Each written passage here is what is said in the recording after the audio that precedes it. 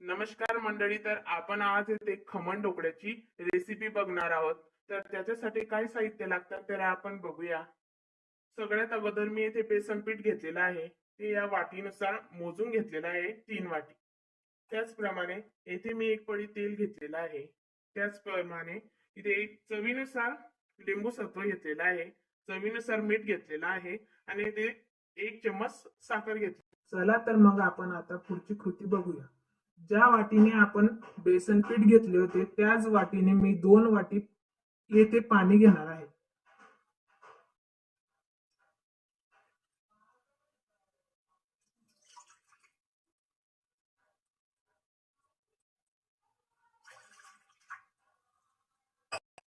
तर आपण या पाण्यामध्ये तेल घालणार आहोत.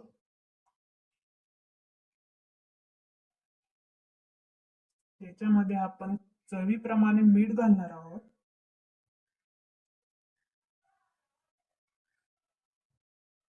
आणि चवीप्रमाणे साखर घालणार आहोत.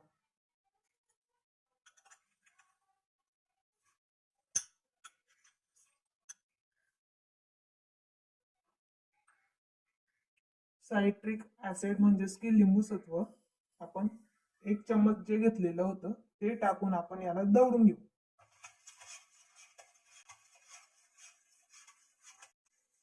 जोपर्यंत हे सगळे साहित्य या पाण्यामध्ये एकजीव होत नाही तोपर्यंत आपण हे दळून घेऊ. तर आता सर्व साहित्य एकजीव झालेलं आहे. तर याच्यामध्ये मी आता जे मी बेसन पीठ घेतलं होतं ते मी आता या पीठ गाळण्याच्या गाळणीने मी आता चाळून घेणार आहोत. हे सर्व बेसन पीठ मी याच्यामध्ये घालून गाळणीने चाळून घेत आहे. तर आपले आता पीठ गाळून झाले. त्यानंतर मी ते एकच दिशेने फेटणार आहे.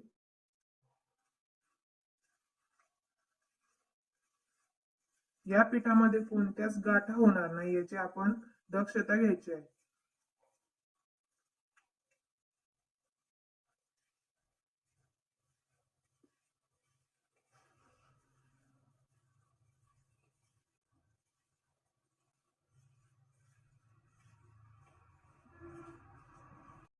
आता या मिश्रणाला 15 मिनिटं होऊन गेलेली आहे.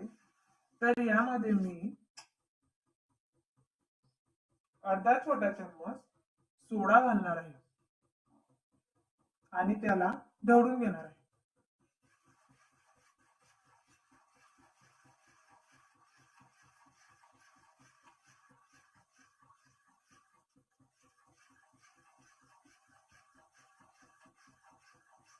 छान प्रकारे असे हे मिश्रण आपण हलवून घ्यायचे.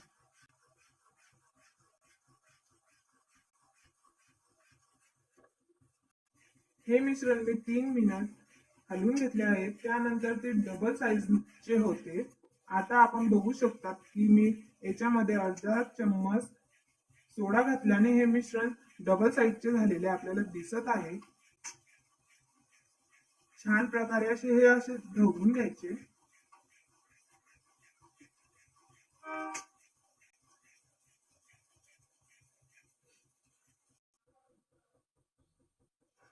आता मी एक डबा घेतला आहे आणि त्या डब्याला मी तेल लावून घेतलेलं आहे आतून आणि त्याच्यामध्ये मी हे जे मिश्रण आपण केलेलं होतं खमण ढोकळ्याचं ते मी या डब्यामध्ये घालणार आहे.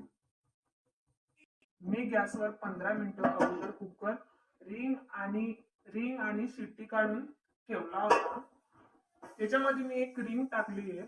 त्याच्यावर मी आपण ज्या डब्यामध्ये मिश्रण घातलं होतं तो डबा मी हा कुकर मध्ये 15 मिनिटांसाठी ठेवणार आहे.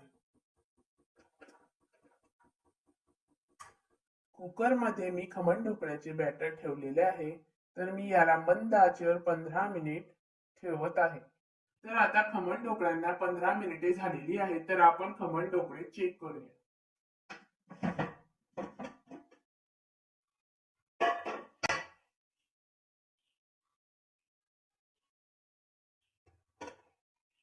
खमण ढोकळे आपले परफेक्ट झालेले आहेत. तर आपण यांना काढून घेऊया.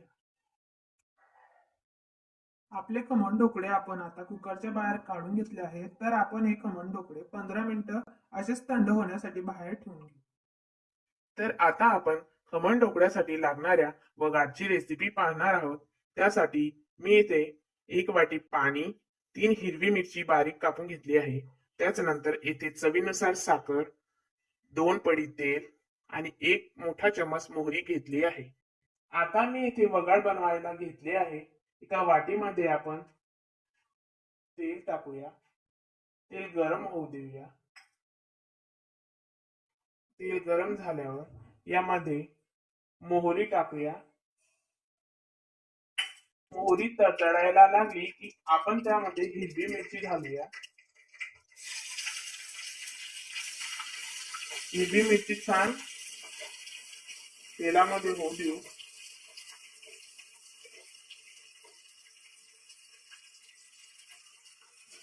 त्यानंतर आपण याच्यामध्ये साखर घालूया. चवीनुसार साखर घालूया.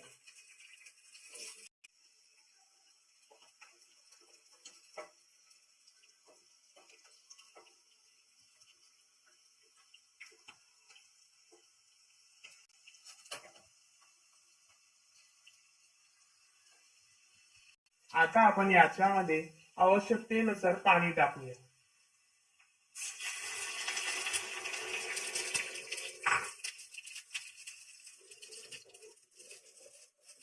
5 मिनिटानंतर आपला वगाट तयार होईल. आता आपण खमण ढोकळे ताटामध्ये काढून घेतले आहे आणि तुम्ही बघू शकता किती फ्लफी झालेले आहे आपले खमण ढोकळे. तर आपण याच्यामध्ये वगार टाकू.